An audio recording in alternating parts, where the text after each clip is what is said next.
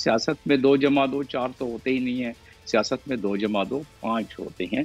मुस्लिम लीग नून और मुस्लिम लीग काफ, इनके दरमियान कितना फासला था मुशर्रफ के दौर से। सब्सक्राइब करें और बेल दबाएं ताकि कोई खबर रह न जाए।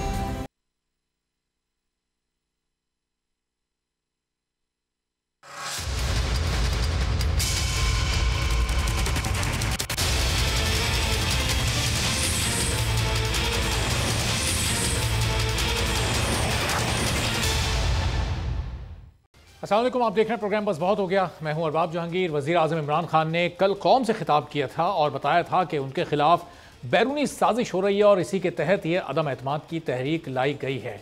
इसी तनाजुर में उन्होंने बताया था कि उनको धमकियां भी दी जा रही हैं। आज वज़ीर आज़म ने एक न्यूज़ चैनल को इंटरव्यू दिया और उसमें भी उन्होंने कई बड़े इंकशाफात किए हैं। वज़ीर आज़म ने इसमें इंकशाफ किया कि इस्टेब्लिशमेंट ने उन्हें ऑफ़र दी कि आपके पास 3 ऑप्शन हैं, या तो आप अदम एतमाद के वोट के लिए चले जाएं, या फिर इस्तीफा दे दें, या फिर कब इलेक्शन करवा लें। क्या कहा वज़ीर आज़म ने इस बारे में, जरा सुनिए। तो इस ऑफर का स्ट्रेट फॉरवर्ड जवाब वज़ीर आज़म ने दिया। आपने सुना उन्होंने क्या जवाब दिया। फिर उन्होंने नवाज शरीफ पर भी तनकीद की इसी इंटरव्यू में, और इस सिलसिले में उन्होंने कहा कि नवाज शरीफ और मरियम नवाज ने खुलकर फौज को बुरा भला कहा। उनकी कोशिश है कि इख्तिदार में आएँ और नैब को ख़त्म कर दें ताकि उन पर चलने वाले तमाम केसेस का खात्मा हो जाए। क्या कहा, यह भी सुनिए। 2 रोज़ पहले एक चैनल पर पीटीआई के सेनेटर फैसल वाडा ने कहा था कि वज़ीर आज़म की जान को भी खतरा है, लेकिन आज तक वज़ीर आज़म के मुंह से ये बात सामने नहीं आई थी। आज वज़ीर आज़म ने अपने इसी इंटरव्यू में ये इंकशाफ भी किया कि उनकी जान को खतरा है। किन अल्फाज में उन्होंने ये जिक्र किया, ये भी सुनिए। तो ना सिर्फ वज़ीर आज़म ने यह बताया कि उनकी जान को खतरा है, बल्कि इस इंटरव्यू में उन्होंने ये भी बता दिया कि जो साजिश उनके खिलाफ हो रही है उसका भी उन्हें इल्म है और ये साजिश अगस्त से ही शुरू हो गई थी। अब वज़ीर आज़म ने इस इंटरव्यू में खासी तनकीद की और कल जो उन्होंने खिताब किया था उसमें भी तकरीबन यही कुछ तमाम बातें थीं, और उस खिताब पर ही रद्द-ए-अमल भी आज दोपहर में अपोजिशन लीडर शहबाज शरीफ साहब का सामने आया था। और उन्होंने ये कहा था कि गैर मुल्की साजिश का अगर वज़ीर आज़म को इल्म था तो फिर वो पहले क्यों चुप रहे।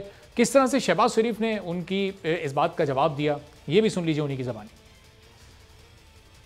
अब शहबाज शरीफ की ये प्रेस कॉन्फ्रेंस, इसके बाद बिलावल भुट्टो की एक और प्रेस कॉन्फ्रेंस। अपोजिशन इस वक्त पूरी तरह से अपनी कामयाबी के लिए पुरुमीद दिखाई दे रही है। नंबर्स उसके पास पूरे हैं, बल्कि उसका ये दावा है कि नंबर्स उसके पास बहुत ज़्यादा है। लेकिन तहरीक अदम एतमाद और बैरूनी साजिश के बावजूद खैबर पख्तूनख्वा के दूसरे मरहले के बल्दियाती इलेक्शन के अगर हम नताइज देखें तो वो अभी भी पाकिस्तान तहरीक इंसाफ को एक मकबूल जमात के तौर पर दिखा रहे हैं। ये गैर सरकारी नताइज जो सामने आए, 65 तहसील काउंसिल्स में से 48 के नताइज अब तक मुकम्मल हो चुके हैं और इसमें पाकिस्तान तहरीक इंसाफ 24 तहसील काउंसिल्स में जीतकर इस वक्त तक सबसे आगे। JUI को 7, मुस्लिम लीग नून की 2 नशिस्तें, जमात इस्लामी को 3 सीटें मिली, पीपल्स पार्टी का 1 उम्मीदवार कामयाब हुआ, ANP को भी 2 तहसील काउंसिल्स में कामयाबी मिली है।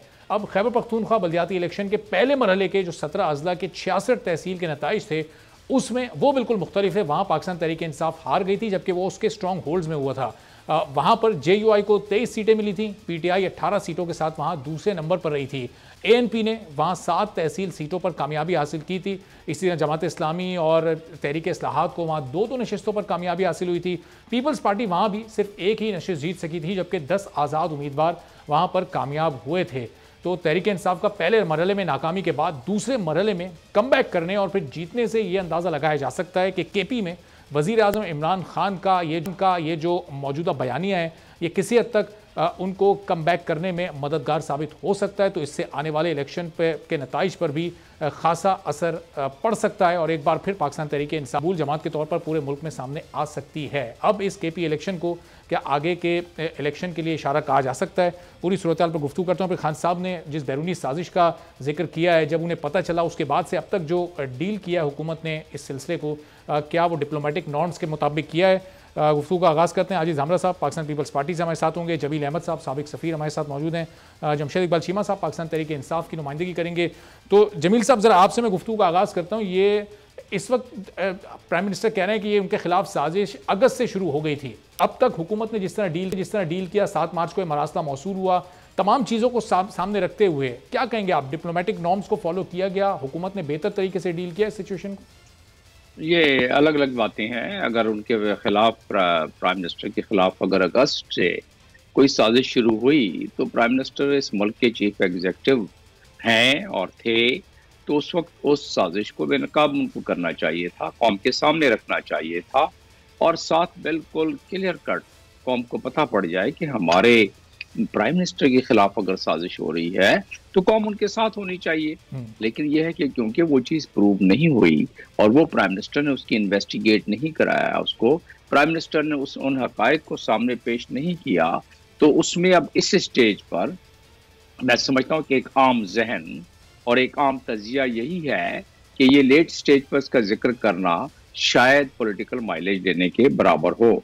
मैं ये नहीं कहता कि साजिश नहीं होगी, पाकिस्तान जैसे ममालिक में साजिशें होती रही हैं, पहले भी होती रही हैं, लेकिन इसका कोई ठोस दलाइल उसी वक्त साबित होते जब इसके बारे में कोई तहकीक, कोई तफ्तीश, कोई लॉजिक, कोई मंतक उसको सामने लेके आया जाता। ये तो रही बात उनके इस साजिश के बारे में। अब रहा सवाल उनके कि लंदन में लोग मिलते रहें, ये हकीकत किससे पोशीदा है कि हमारे जितने भी सरबराहान या जितने भी इससे पहले गवर्नमेंट्स गई और आई, उनके सरबराहान से लोग मिलते रहे हैं और वो सरबराहान लॉबिंग करते रहे हैं। वो सरबराहान पार्टी के अमेरिका में भी जाके लॉबिंग करते रहे हैं, बरतानिया में भी करते रहे हैं। ये कोई पोशीदा बात तो नहीं है, शायद लॉबिंग की हो, लेकिन उसके भी फिर सबूत होने चाहिए। हमारे पास वो ज़राए हैं, हमारे पास वो तरीका कार है, उसके सबूत होते सामने आ जाते तो फिर ज़्यादा वाज़ेह हो जाता। लेकिन इस किस्म की सबूत को हमारे लोग छोड़ते भी नहीं है ज़्यादा। ये तो हो गई दो बातें इसके साजिश के बारे में। अब रहा सवाल डिप्लोमेटिक नॉर्म, आपने एक सवाल में को दो तीन करनी है, इसलिए मुझे बिल्कुल पॉइंट टू पॉइंट देना पड़ रहा है। अच्छा, अब आप रहा सवाल कि डिप्लोमेटिक नॉर्म्स क्या है। डिप्लोमेटिक नॉर्म्स तो यही है कि मुल्कों के नाम नहीं लिए जाते हैं जब खासतौर पर स्टेट्समैन यानी कि सरबराह मुल्क का जो है बेसिकली वो चीफ डिप्लोमेट भी होता है। उसको पाकिस्तान की फॉरेन पॉलिसी की जो है आबियारी करनी होती है और उसको आगे लेके चलना पड़ता है, और उसी की पॉलिसी के तहत फॉरेन ऑफिस अपने फॉरेन पॉलिसी को आगे बढ़ाता है। और फॉरेन पॉलिसी है क्या? फॉरेन पॉलिसी ज़ाहिर है लीडरशिप देती है, उसमें जो मावनत होती है बाकी इदारों की वो मावनत करते रहते हैं, लेकिन लीडरशिप की होती है, उसकी इम्प्लीमेंटेशन वो ज़ाहिर है फॉरेन ऑफिस की इम्प्लीमेंटेशन होती है, डिप्लोमेट्स की उसकी इम्प्लीमेंटेशन होती है। तो ये आपका सवाल गालिबन इस फोकस पे था कि जो ये कम्युनिकेशन जो मरासला हमें मिला हमारे सफ़ीर की तरफ से, जो कि अब ये बात काफ़ी अयां हो गई है। इसके चंद मैं तकनीकी पॉइंट्स बता दूं कि जब हम सफ़ीर, मैं भी सफ़ीर था या बाकी जितने भी हमारे सफ़ीर हैं, जब जहाँ जिस मुल्क में या बाकी मुल्कों के सफ़ीर जिस मुल्क में होते हैं, अभी हम गुफ्तगू कर रहे हैं, पता नहीं कितने सफ़ीर अपने केबल लिखवा रहे होंगे या सुबह जाके ऑफिस में लिखवाएंगे कि आज हमारे मुल्क में यानी पाकिस्तान में जो सफ़ीर जिस मुल्क का है उसने क्या देखा, क्या पाया, क्या सोचा, जमील साहब, ये थोड़ा सा इस कॉन्टेक्स्ट में कीजिएगा। ये जो खान साहब इसको पॉलिटिकल सिनेरियो से मिला रहे हैं कि जो अदम एतमाद है ये बैरूनी साजिश के तहत हो रही है और उस मरासले में ज़ाहिर इसका भी अमल दखल था। अब कल नेशनल सिक्योरिटी का जब इजलास हुआ, उसका जो एलामिया आया, तो उसमें तो इसका कहीं कोई जिक्र नहीं है। वो प्रोटेस्ट करने की बात कर रहे हैं, वो जवाब देने की बात तो मुताल्लिका मुल्क को कर रहे हैं, लेकिन ये जो पॉलिटिकल सिनेरियो चल रहा है उसमें तो कहीं उसका कोई जिक्र नहीं है। तो खान साहब का ये इस सिचुएशन को उस बात से जोड़ना, इसको कैसे देख रहे हैं आप? नहीं, हर पॉलिटिशियन का काम है कि चीज़ों को इस अंदाज में लेके चले कि उसको पॉलिटिकल कोई माइलेज मिले। तो ज़ाहिर है इमरान खान एक पॉलिटिशियन है, एक सरबराह हैं, एक पार्टी के सरबराह हैं, वो इसका माइलेज लेंगे। आपने बिल्कुल सही फरमाया कि जो सलामती कमेटी, हमारी कौमी सलामती कमेटी का इजलास हुआ, उसमें इस चीज़ का जिक्र नहीं है। हाँ, उसमें ये बिल्कुल जिक्र है कि ये अल्फाज जो इस्तेमाल किए गए हैं इस मरासले में, यानी कि जो हमें हमारे सफ़ीर की तरफ से हमें मौसूल हुए, और उस पर कौमी सलामती कमेटी ने एक डिसीजन भी लिया और डिसीजन के मुताबिक हमने उस पर डिमार्श जो है, जिसको हम प्रोटेस्ट भी कह सकते हैं, वो हमने कर दिया। यही एक डिप्लोमेटिक नॉर्म्स में यही एक चीज़ें हैं, और जिसके मुताबिक हमने, अगर हम इससे ज़्यादा एक्शन लेना चाहें हम ले सकते हैं कि उस मुल्क के सफ़ीर को बाहर निकाल फेंकें, उसको PNG कहते हैं, पर्सनल नॉन ग्राटा कर दें, उसको बरकरार चला जाएगा वापस। ये वियना कन्वेंशन में दिया हुआ है, ये डिप्लोमेटिक नॉर्म्स में भी है। लेकिन जाहिर है सलामती कमेटी ने, कौमी सलामती कमेटी ने इसकी शिद्दत को, इसकी हरारत को, इसकी हिद्दत को उस लेवल पर नहीं इसको अपने, और जाहिर है वो तो आखिरी हद होती है ना किसी भी मुल्क की, अपने सफारती ताल्लुकात खत्म कर दे, उसके सफीर को वापस भेज दे, तो जाहिर उस नौयत की हिद्दत को इस कमेटी ने नहीं समझा, तो उन्होंने ये एक्शन नहीं लिया। जमील साहब, जाहिर है चूंकि मुख्तलिफ मुल्कों में आप भी साबिक सफीर रह चुके हैं, तो ये इस तरह के जो इसको आप मरासला ख़त जो भी कहें, ये एक नॉर्मली एक दौरे हुकूमत में कितनी तवातुर से आते रहते हैं? ये माहाना बुनियादों पर, हफ्तावार बुनियादों पर इस तरह के खतूत आते रहते हैं, या बहुत ही कम, कभी सालों में कोई एक आध इस तरह की चीज़ सामने आती है? और डिपेंड करता है आप किस मुल्क में है। जैसे मैं जिन ममालिक में रहा, तो वहाँ जब डेवलपमेंट ज़्यादा होना शुरू हो गई तो तकरीबन बहुत ज़्यादा भेजते थे केबल, मैं खुद भेजता था। लेकिन जब डेवलपमेंट वहाँ नहीं होती थी, इस किस्म के मामलात नहीं होते थे उन ममालिक में, तो ना उसकी ज़रूरत होती थी, ना उसके उन केबल्स को इस फ्रीक्वेंसी उसकी बढ़ती थी। तो इसको हम टेलीग्राम भी कहते हैं हम अपने फॉरेन ऑफिस की ज़ुबान में, और ये क्रिप्टो मैसेज होता है, ये कोडेड मैसेज होता है जो कि सीक्रेट होता है, जो एक तरफ से जब जारी होता है, दूसरी तरफ उसको डिकोड किया जाता है। जमील साहब, मैं वापस आपकी तरफ से आता हूँ, फिर इस पर थोड़ी मजीद भी गुफ्तगू करते हैं। आजिज़ धामरा साहब को ज़रा मैं गुफ्तगू में शामिल कर लूँ। आजिज़ साहब, ये एक खान साहब जो बयानिया उन्होंने बनाया, बैरूनी साजिश, आप लोगों को उसका मोहरा बताया, ये 3 बड़े किरदार, आप देखें केपी में उनके इस बयानी ने काम किया। जो बल्दियाती इलेक्शन के नताइज आए हैं वो स्ट्रॉन्ग होल्ड था as compared to PTI, Muslim League Noon का, JUI का और आपका, लेकिन वहाँ पर उन्होंने कामयाबी हासिल की है, और अब तक आप देखें कि 24-25 सीटें वो यहाँ से जीत चुके हैं मुकम्मल तौर पर। देखिए, बिस्मिल्लाहिर्रहमानिर्रहीम, देखिए ये दोनों अलग अलग तनाज़र में देखनी चाहिए चीज़। एक तो जो खान साहब का बयानिया है, और दूसरी लोकल बॉडी में अगर उन्होंने आधा सूबा गवा के आधा सूबा अगर कवर किया है, उनकी वहाँ पर 8-9 साल से गवर्नमेंट चल रही है, उसकी इस चीज़ से अगर कंपेयर ना की जाए तो वो बेहतर है। मगर खान साहब ने मतलब एक अजूबा पेश कर दिया है। एक तो मैं आपसे इस चैनल से पहले भी एक चैनल पे था, उनके कोई पार्टी के नुमाइंदे बैठे हुए थे, तो सवाल ये पैदा हो रहा था कि जब 7 तारीख को, पहले तो उनको ये याद नहीं है कि 7 या 8 तारीख को कल जो कौम से उन्होंने खिताब किया, उन्होंने कहा कि ये 7 या 8 तारीख को खत आया है। अपोजिशन ने उससे पहले ये कह दिया था कि हम अदम एतमाद की तहरीक लाएंगे। आपको ये पता होगा कि जब PDM के अंदर ये डिस्कस हो रही थी कि रेजिग्नेशन दी जाए या वोट ऑफ नो कॉन्फिडेंस, तो पीपल्स पार्टी का ये मौकुफ था कि हमें वोट ऑफ नो कॉन्फिडेंस लाना चाहिए, और हमने ये फैसला पहले ही कर दिया था कि हम वोट ऑफ नो कॉन्फिडेंस। ये तो फरवरी के आगाज की बात है, जब 6 या 7 फरवरी को मुलाकात हुई थी। फॉर्म आपको मुहैया होता है, आप ये चीज वहां रखते क्यों नहीं है? जब आप इतने निडर लीडर हैं और आप कह रहे हैं कि जी मैं किसी से डरता नहीं हूँ, तो ये चीज आपको वहां पर रख देनी चाहिए। मगर आप वो जलसे में पर्ची निकाल के आप जब पेश करते हैं, इससे पहले मुल्क में आपके पास फोरम मौजूद है, इन कैमरा, आप पार्लियामेंट के अंदर भी ये चीज रख सकते थे। आपका अपना स्पीकर है और PTI का स्पीकर है, वो ये डिस्कस करता। अगर अपोजिशन एक पेज पे नहीं होती, आप सब टॉक शोज में अपोजिशन पकड़ लेते कि आप क्यों नहीं है।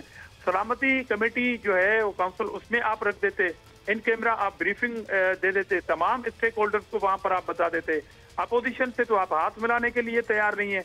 अब आप इस बात को जोड़ रहे हैं क्योंकि एक आईनी कदम अपोजिशन उठा रही है, शिकस्त आपको नजर आ नहीं रही। बल्कि मैं तो आपके प्रोग्राम में साबिक वजीर आजम कहूंगा, क्योंकि एक दिन पहले जब नेशनल असेंबली में 177 वोट जब शो कर गई है अपोजिशन, और आपका एक भी बागी मेंबर उसमें शामिल नहीं है। ये नेशनल असेंबली की स्ट्रेंथ जो है, धामरा साहब 172 की लिस्ट जारी हुई थी, जो लिस्ट जारी हुई उसमें 172 नाम थे, वो 4-5 लोग अभी कम थे, वो आगे पीछे हैं कहीं। लोकल बॉडी वाला बयान है, बिल्कुल अलग है। आप बेशक इलेक्शन कीजिएगा, हम आपसे इलेक्शन करेंगे और 172 वोट लेके आए, अभी भी अपोजिशन की वोट ऑफ नो कॉन्फिडेंस तहरीक को नाकाम कर दें, आप प्राइम मिनिस्टर बन के बैठे।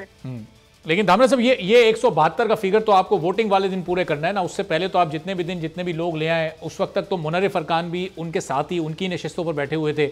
अब देखना है कि वो इतवार को आपके साथ आते हैं नहीं आते, इतवार को आप कितना नंबर जमा कर पाते हैं, ये एक डिबेटेबल चीज़। तो लेकिन ये जो केपी में जो हुआ है, तो देखिए जहां उनकी मकबूलियत पहले मरहले में नीचे गई थी, वहां दूसरे मरहले में वापस आ गई, कवर किया उन्होंने। इसका मतलब इस अदम एतमाद को क्या लोगों में एक्सेप्टेंस नहीं मिल रही? खान साहब को दोबारा कबूल कर रहे हैं, अभी भी मकबूल जमाते हुए? मैं इससे एग्री नहीं करता।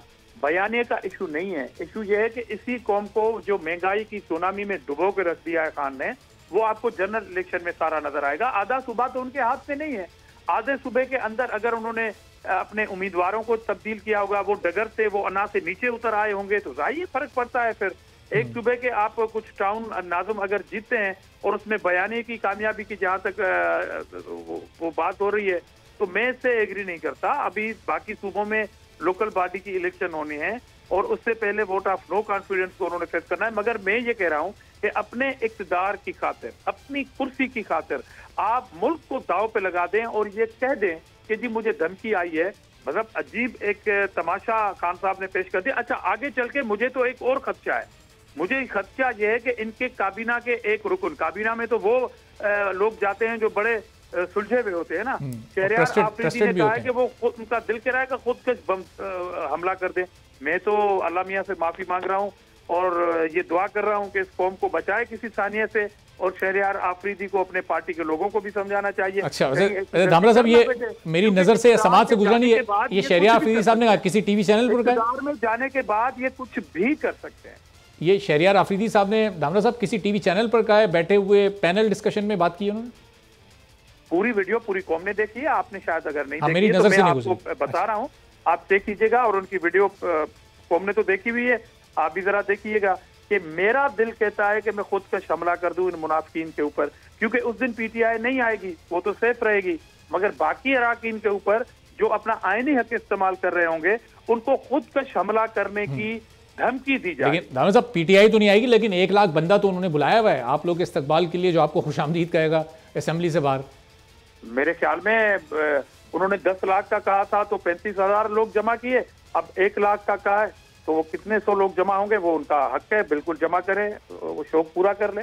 चलें, मगर उनको भी फिर इस मुल्क में रहना है, उनके अराकीन के घर भी इसी मुल्क पाकिस्तान में है। और लेकिन जाहिर है कि मामलात ये तसादुम की तरफ नहीं जाने चाहिए, सियासी मामलात सियासी तरीके से हल होने चाहिए। नहीं जाने चाहिए, मगर अगर कोई किसी के घर पे पत्थर फेंकेगा तो सामने से ईंट आएगी। सही। अब जमील अहमद साहब, ये जो कौमी सलामती के मामलात होते हैं, इनका सियासत में बयानिए के तौर पर इस्तेमाल, इसको एक दुरुस्त सियासी हिकमत अमली आप समझते हैं? ये 2 अलग अलग चीज़ें होनी चाहिए, या जिस तरह से चीज़ों को मिला दिया थोड़ा सा, खान साहब ने एक बयानिया बनाने की कोशिश की है, दूसरी अपोजिशन तमाम जमातों को, उनके रहनुमाओं को गद्दार डिक्लेयर करने की कोशिश की जा रही है, तो ये इस तरह का सियासी बयानिया आप समझते हैं सही है और मुस्तकबिल में चल सकेगा ये?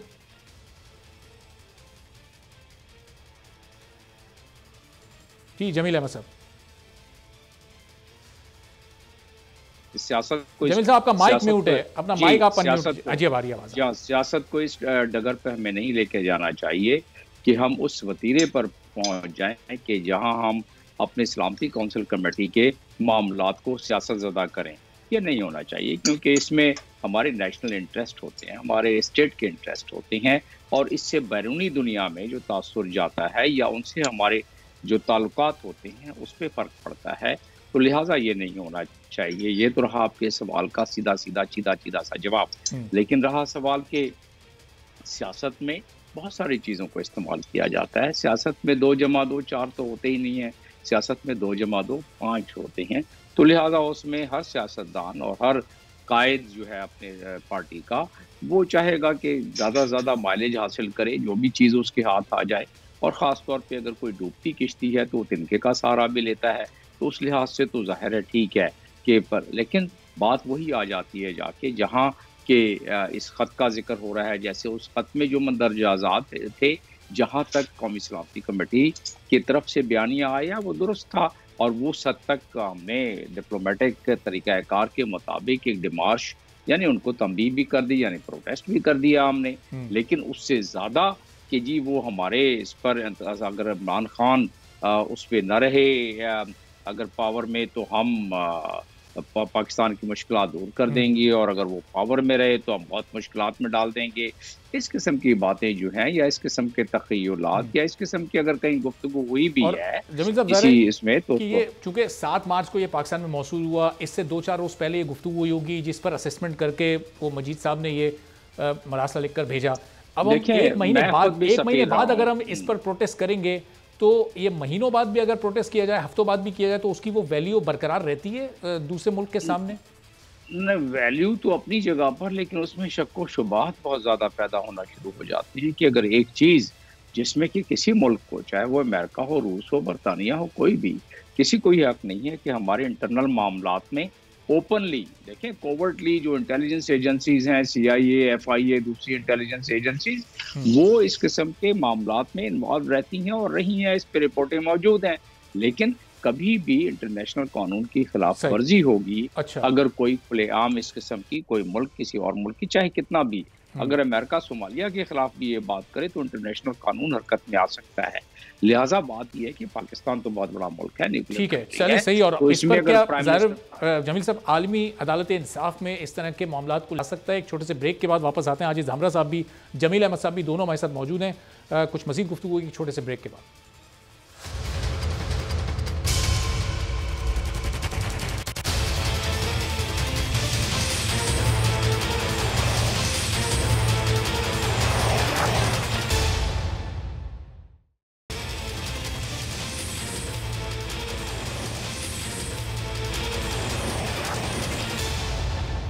प्रोग्राम में एक बार फिर आपको खुशामदीद कहते हैं। आज प्राइम मिनिस्टर इमरान खान ने जो इंटरव्यू दिया उसमें उन्होंने ये भी कहा कि अपोजिशन पूरा जोर इक़्तिदार में आने के लिए इसलिए लगा रही है कि उसके बाद ये नैब को ख़त्म करेंगे ताकि इन पर होने वाले करप्शन के केसेस को ख़त्म किया जा सके। और जो NRO ये मुझसे मांग रहे हैं वो तो मैं इनको बहरहाल नहीं दूंगा, चाहे मेरी जान ही क्यों ना चली जाए। आज धामरा साहब, जमील अहमद साहब हमारे साथ मौजूद हैं। तो धामरा साहब क्या वाकई आप लोग का प्लान है, जब आ जाएंगे आप लोग, प्राइम मिनिस्टर को घर भेज देंगे, हुकूमत चली जाएगी, नया सेटअप आ जाएगा, उसके बाद नैब को ख़त्म करना है? कोई इस तरह की बातचीत हुई है, कोई गौर फिक्र हुआ इस पर आप लोगों का? देखिए, पहली बात तो जो प्राइम मिनिस्टर कह रहे हैं कि NRO नहीं दूंगा, ये कौन होते हैं बेचारे? प्राइम मिनिस्टर की जो हालत है वो ICU में एक पेशेंट होता है, फिर वो वेंटिलेटर पे जाता है, तो अब वेंटिलेटर पे मरीज की तरह गई हुई है हुकूमत, क्या NRO देगी? बल्कि खान साहब जो है वो पूरी कोशिश कर रहे हैं, खत की धमकी देके, गद्दारी के मुकदमा कायम करके, वो किसी भी तरह NRO लेने की। और आपने देखा कि किस तरह NRO पंजाब में दिया गया। वो चीफ मिनिस्टर जिसके लिए आपके पार्टी के सीनियर तरीन रहनुमा इख्तिलाफ करते थे और आप कहते थे कि मैं मर जाऊंगा, बोझदार को नहीं हटाऊंगा, आज अपने ही गिरते हुए, जाते हुए, खत्म किए हुए इख्तिदार की खातिर उस बेचारे को आपने कुर्बान कर दिया। और ऐसी पोजीशन में जहां पर खुद परवेज इलाही साहब की चीफ मिनिस्ट्री भी जो है वो क्वेश्चन मार्क बनी हुई है। तो इस तरह के NRO तो वो खुद दे रहे हैं। जहां तक आपने कहा कि हम आने के बाद क्या करेंगे, देखिए हमारे पास सीनियर और तजर्बेकार क़यादत मौजूद है। इसमें कोई शक नहीं है कि इमरान खान ने इस मुल्क की मुआशी हालत उस तरह कर दी है कि किसी भी आने वाले हुक्मरान के लिए आसान नहीं होगा पाकिस्तान की गाड़ी को उस तरह पटरी पे लाने के लिए। वो मईशत की बात नहीं, नैब को खत्म करेंगे नहीं करेंगे कि कम से कम मेरी लीडरशिप तो यहाँ पर मौजूद रही। उन्होंने नैब की जेलों को भी फेस किया, उन्होंने नैब की अदालतों को, रेफरेंसों को फेस किया। और दूसरी बात ये, खान साहब ने 2019 में कराची में कहा था कि नैब मेरे दोस्तों को परेशान कर रही है, और जब वो इस्लामाबाद में आए तो उन्होंने ऑर्डिनेंस नैब के कवानीन में लाए। क्यों लाए? आप तो कह रहे थे कि नैब के थ्रू में चोरों को पकड़ूंगा, आपने ऑर्डिनेंस क्यों लाया था नैब के हवाले से? और आपने वो जो वीडियो नैब चेयरमैन की चली थी उसको किसको ये मालूम नहीं कि किसके दोस्तों का कोई चैनल था जिसपे ये वीडियो चली थी। और उसके बाद नैब चेयरमैन ने ये कहा था कि मैंने अगर इस हुकूमत के वजीरों के खिलाफ कार्रवाई की तो ये हुकूमत ताने बाने की है, ये गिर जाएगी। तो ये सबको पता है कि नैब को किस तरह आपने ट्रीट किया। अब कहाँ है एच साहब के, वो एच साहब अकबर साहब जो ये इनको एहतसाब करना था, और प्राइम मिनिस्टर साहब ने बड़े उसको चैंपियन करार दिया था एच साहब का। कोई कौम पूछे ना उससे, कौम तो जरूर पूछेगी, मगर इमरान खान को, साबिक वजीर आजम को ये जवाब देना पड़ेगा। तो नैब का नाम लेके आप सो कॉल्ड जो एच साहब की बात कर रहे हैं वो भी आया हो गई। आपने कोरोना के फंडों में गड़बड़ की, आपने पेट्रोलियम की कीमत में, आज कहाँ है नदीम बाबर साहब? कोई पूछे उनसे कि अरबों रुपए का टीका लगाया, आपने कहा मैं इंक्वायरी कराऊंगा, वो कहाँ है इंक्वायरी? तो धामरा साहब ये नए सेटअप में आके ये तमाम इंक्वायरीज आप लोग कराएंगे? इमरान खान से ये हिसाब लेंगे कि चीनी स्कैंडल में अपने ही सेनेटर अली जफर को आपने रखा था कि वो डिसाइड करेंगे कि कार्रवाई करनी है या नहीं करनी। कहाँ है वो कार्रवाई?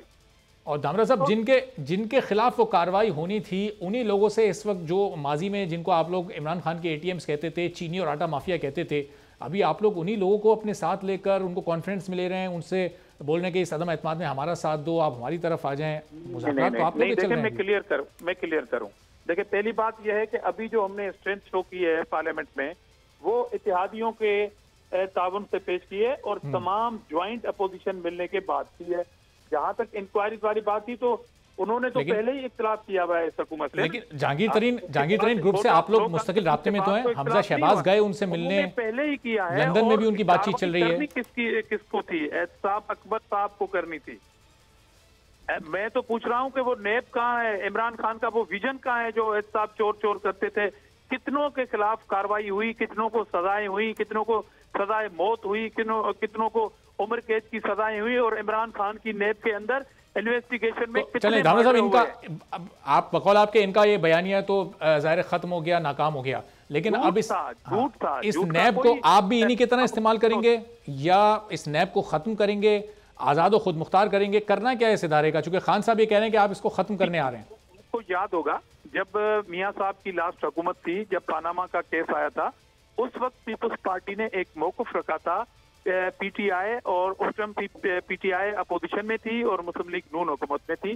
पीपल्स पार्टी ने ये कहा था कि इस मुल्क में एज सच कोई एहतसाब का कानून मौजूद नहीं है। पहले तो पार्लियामेंट को काम करना चाहिए कि एहतसाब का कानून मंजूर हो और वो पार्लियामेंट के का बनाया हुआ हो, वो किसी एग्जीक्यूटिव ऑर्डर के तहत बनाया हुआ ना हो, और वो जो पार्लियामेंट की चीज होगी वो इक्वल ट्रीट करेगी। उसमें अगर आजिज जामरा कसूरवार करार देते हैं तो फांसी पे चढ़ा दें उनको।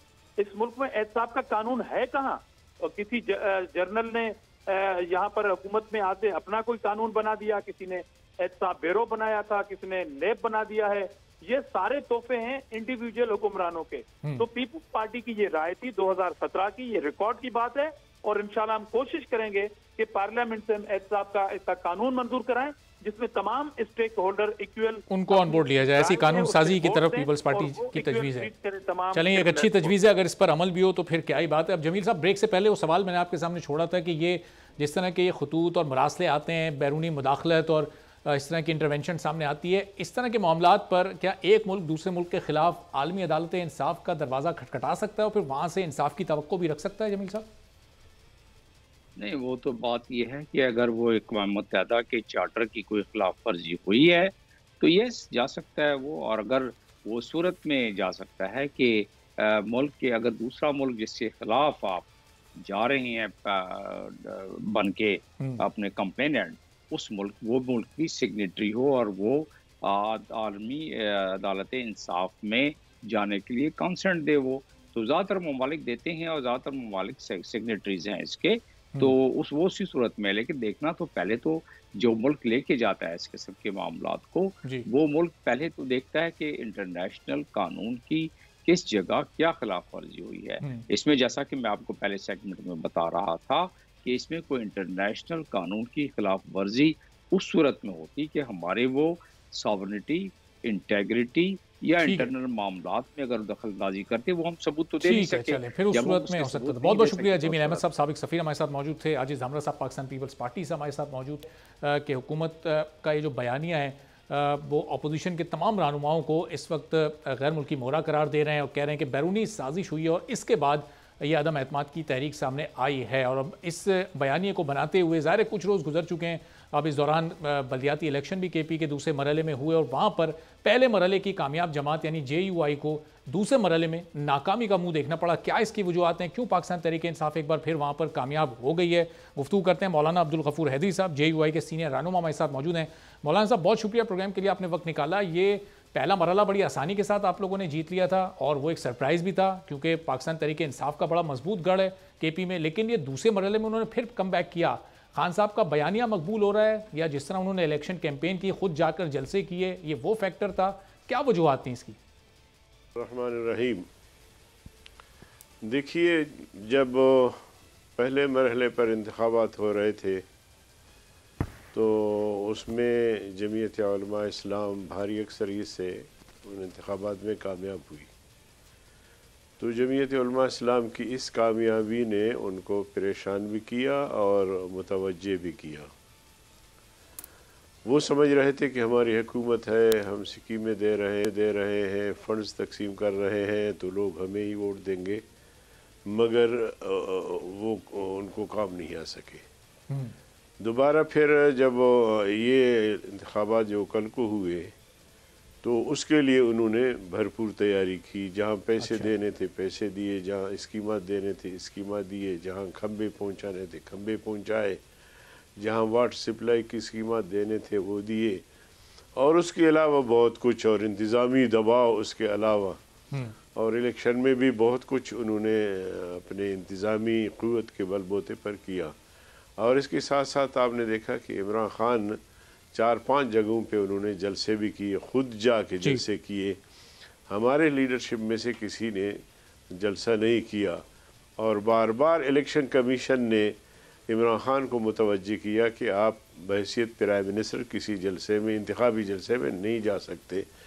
लेकिन इमरान ख़ान ने उन तमाम हिदायत को, उन तमाम कवानीन और ज़वाबित को मुस्तरद करते हुए जलसों में गए और वहाँ तरक्याती स्कीमात का ऐलान किया। सही। तो ये सारे वजूहात हैं। इस दफ़ा जो है वो 2-4 सीटें जो हमसे ज़्यादा ले गए हैं, ये सारे वजूहात हैं, जो दबाव और स्कीमात और तरगीबात, ये सारी चीज़ें, और ख़ुद फिर इमरान ख़ान का जाना। तो मैं नहीं समझता कि ये गिराफ उनका बड़ा है, बल्कि इंतज़ामी और सूबाई हुकूमत के बलबूते पर प्राइम मिनिस्टर के क़ुव्वत पर ये थोड़ी बहुत जो सीटें उनको मिली है या उन्होंने हासिल की है, ये उसका वजह है, इनका कोई गिराफ बड़ा नहीं है। ठीक है, लेकिन मौलाना साहब ये कोई 2-4 सीटें नहीं ज़्यादा ले गए, उनकी अब तक की सीटें 24 हैं, आपकी 7 हैं, 17 सीटों का एक बड़ा मार्जिन है। और फिर आप खुद कह रहे हैं कि इमरान खान ने जगह जगह जाकर जलसे किए, तो इसका मतलब जहाँ जहाँ जाकर उन्होंने जलसे किए वहाँ लोगों ने उनको वोट दिए, अब भी वो आवाम में उतने मकबूल हैं कि वो खुद जाकर जब एक जगह पर कह रहे हैं लोगों को मुझे वोट दो, तो वो वोट दे रहे हैं। PDM का जो एक बयानिया था, वो महंगाई का बयानिया, इस हुकूमत के खिलाफ करप्शन का, एहतसाब की नाकामी का बयानिया, वो फिर इसका मतलब पिट गया। इंतखाबात भी आपके सामने है, और वहाँ उन जलसों में भी पूरी इंतज़ामी मिशनरी इस्तेमाल हुई, लेकिन अक्सर व बेशतर PTI को नाकामी हुई। इस दफ़ा भी बिल्कुल उनको नाकाम होना था, लेकिन तमाम तर वफाकी ताकतें, सूबाई ताकतें, ज़िले इंतज़ामिया सब मिल के उन्होंने हमें शिकस्त देने की कोशिश की। तो इसको ये नहीं कहा जा सकता कि उनका गिराफ बढ़ा है, अच्छा, बल्कि उनका गिराफ गिर गया है। अगर ये चीज़ें उनके पास न होती, हुकूमत सूबाई न होती, वफाकी हुकूमत न होती, तरक्याती स्कीमात की भरमार और खंबे और ये सारी चीज़ें जो हमने अपने आंखों से भी देखा, तो बुरी तरह शिकस्त खा जाते। अच्छा, बाकी जो चोरी होती है वोट, वो तो फिर इसके अलावा है। ठीक है, चलें। अब ये तो बल्दियाती इलेक्शन के नताइज तो आ गए, ज़ाहिर है आम इंतखाबात थोड़े दूर हैं मौलाना साहब, वो तो तभी देखेंगे। लेकिन अब अगर ये अदम एतमाद कामयाब हो जाती है, और फिर इसके बाद आप लोगों के क्या प्लान्स हैं, कैसे मईशत को बेहतर करेंगे, किस तरह से जो बड़े बड़े स्कैंडल्स हैं उनकी, ये तमाम सवालात आपके सामने मैं रखता हूँ। एक छोटा सा ब्रेक लेते हैं, ब्रेक के बाद वापस आते हैं। मौलाना साहब हमारे साथ मौजूद।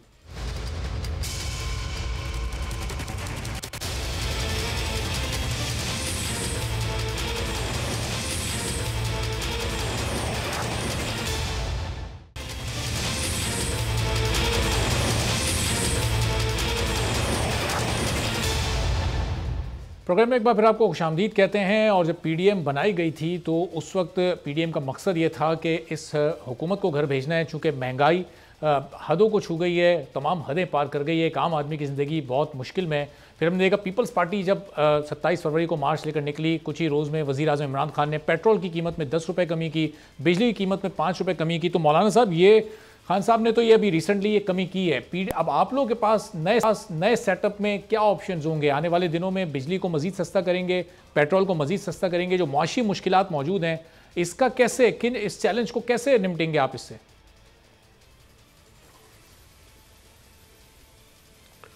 जी मौलाना साहब। देखिए पहली बात तो यह है कि कल इमरान खान ने जो अलविदाई तकरीर की, ये तकरीर किसी हारे हुए जनरल की तकरीर थी। अच्छा, जो हर तरह से शिकस्त खा के और बुरी तरह, और जिस अंदाज से वो बोल रहे थे या जो बॉडी लैंग्वेज इमरान खान का सामने आया, उससे हर एक को ये महसूस हुआ कि इमरान न सिर्फ हार चुका है बल्कि हौसले भी उसके ख़ता हो गए हैं। इस तकरीर में उनको चाहिए ये था कि इस 4 साल दौर में जो उन्होंने पाकिस्तान को तरक्की देने के लिए इक़दामात किए हैं या इस कौम को तरक्की देने के लिए कोई इक़दामात किए हैं, वो गिन गिन के बताते कि मैंने ये मेगा प्रोजेक्ट यहाँ पाकिस्तान में लाए और ये इन्वेस्टर्स यहाँ आए और उन्होंने इन्वेस्टमेंट की।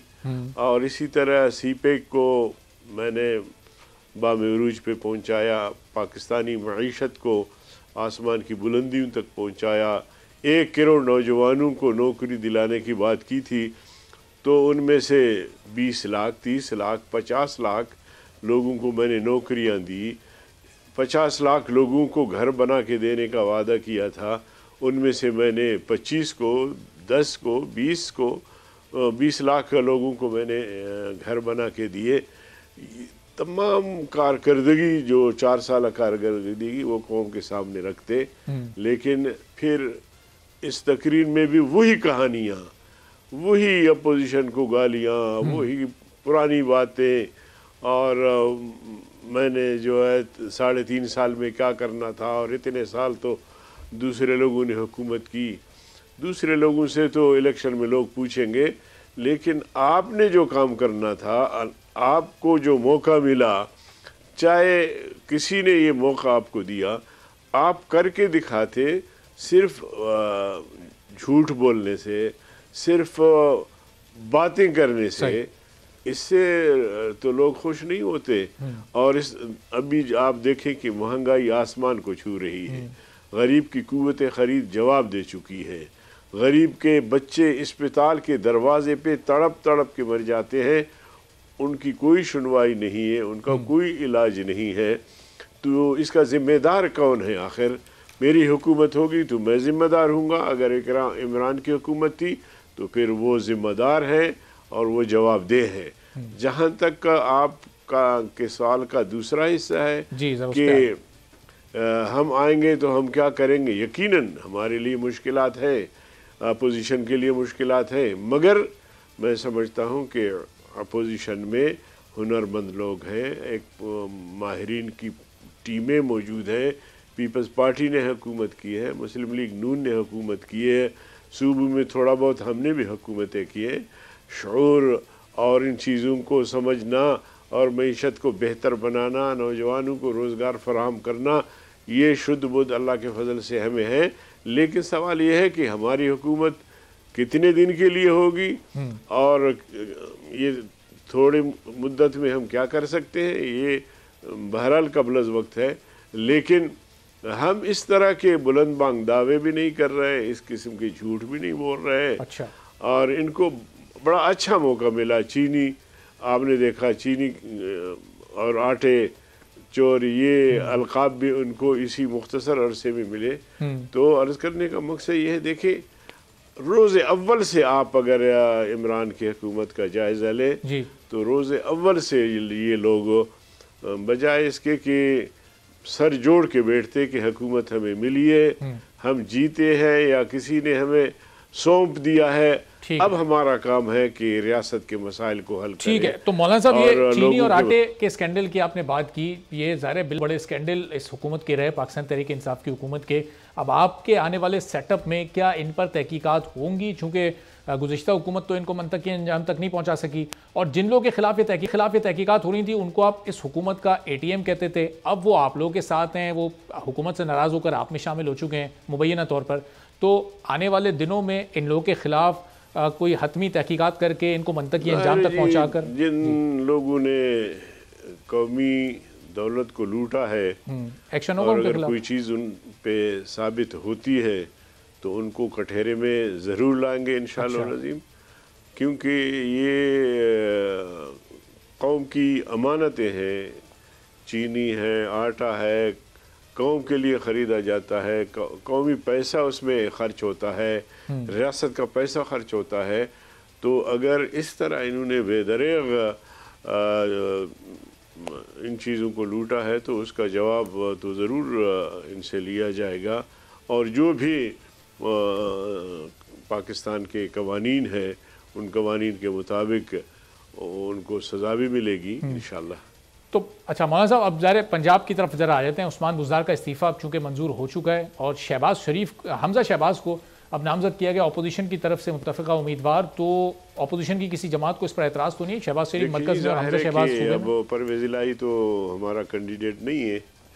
परवेज़ इलाही को हमने बहुत अच्छा मौका दिया और आपको पता है कि मुस्लिम लीग नून और मुस्लिम लीग काफ इनके दरमियान कितना फासला था मुशर्रफ के दौर से। और मुस्लिम लीग नून समझती थी कि मुशर्रफ से मिलकर मुस्लिम लीग काफ ने हमें सज़ाएं दिलवाई, हमारी हुकूमत ख़त्म की, ये सारी नाराज़गियाँ उनकी थी। तमाम तर चीज़ों को मुस्लिम लीग नून ने पस पुश डाला और मौलाना फजल रहमान साहब के कहने पर मियाँ नवाज शरीफ साहब, मियाँ शहबाज शरीफ साहब सब ने इस बात को मान लिया। और उसके बाद फिर मियाँ शहबाज शरीफ साहब चौधरी शुजा साहब की खिदमत में हाज़िर हुए और गुलदस्ते पेश किए, फिर खाने की दावत दी। तो देखिए अब ये तो कम से कम हमारे सियासी रिवायात भी होती हैं कि इतना बड़ा कदम अगर मुस्लिम लीग नून ने उठाया था तो उसका मुस्बत जवाब मिलना चाहिए था। खैर ये दावत पे नहीं गए और दावत पे न जाने के बाद जब हमने तहरीक अदम एतमाद पेश की तो चौधरी शुजा साहब बज़ाते ख़ुद तशरीफ़ लाए और उनका बड़ा एहतराम है हमारे यहाँ। मौलाना साहब ने बहुत एहतराम दिया तो उन्होंने फरमाया कि जी बस अब हम तैयार होकर आए हैं। तो हमने कहा कि काफ़ी देर हो गई, अब ये है कि फिर मुस्लिम लीग नून को मनवाना, राज़ी करना ये बहुत बड़ा मसला होगा। लेकिन मौलाना साहब ने फरमाया कि मैं फिर भी कोशिश करूँगा। तो एक अच्छा मौका अपोजिशन ने और बिलखुसूस मुस्लिम लीग नून ने दिया और इशार किया कि जी ठीक है, इन हालात में हम आपको चीफ मिनिस्टर बनाते हैं। लेकिन बहरहाल उनका अपना फ़ैसला था, अच्छा था या बुरा था। लेकिन अब हमारा कैंडिडेट जो भी मुस्लिम लीग नून जिस किसी को भी वो खड़ा करेंगे, हमजा शहबाज होगा, जो भी होगा, तो इंशाअल्लाह हमारा तो कोई वोट नहीं है वहाँ, लेकिन अपोजिशन का जो भी वोट है वो उनको मिलेगा। चले अब उस्मान बुज़दार साहब तो चलेगा, अब देखना है कि इतवार को वज़ीर आज़म इमरान खान बरकरार रह पाए, वो भी फिर साबिक़ हो जाते हैं। बहुत बहुत शुक्रिया मौलाना अब्दुल गफ़ूर हैदरी साहब, JUI के सीनियर रहनुमा गुफ्तगू कर रहे थे। गुफ्तगू आपने सुनी। आज के प्रोग्राम से इजाज़त दीजिए, पीर को आपसे होगी मुलाकात। अल्लाह हाफ़िज़।